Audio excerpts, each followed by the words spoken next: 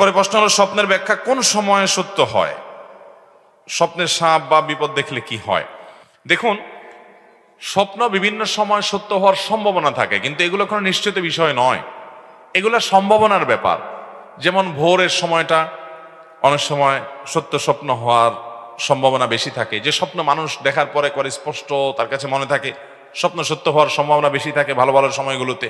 সাপ বা হিংস্র জীবজন্তু এগুলো অনেক সময় ব্ল্যাক ম্যাজিকের কারণে, কালো জাদুর কারণে, আপনি যদি দেখেন যে সাপে দৌড়াচ্ছে, কোনো হিংসাত্মক হিংস্র আপনার কোনো প্রাণী আপনাকে তাড়িয়ে বেড়াচ্ছে, তাহলে এগুলো বেশিরভাগ ক্ষেত্রে ব্ল্যাক ম্যাজিক এবং কালো জাদুর কারণে হয়ে থাকে। এগুলোর বেশিরভাগই হলো শয়তানের উপদ্রব, দুষ্ট জিনের উপদ্রব এবং ব্ল্যাক ম্যাজিক। ঘরে ঘরে জনে জনে এই রোগে আক্রান্ত।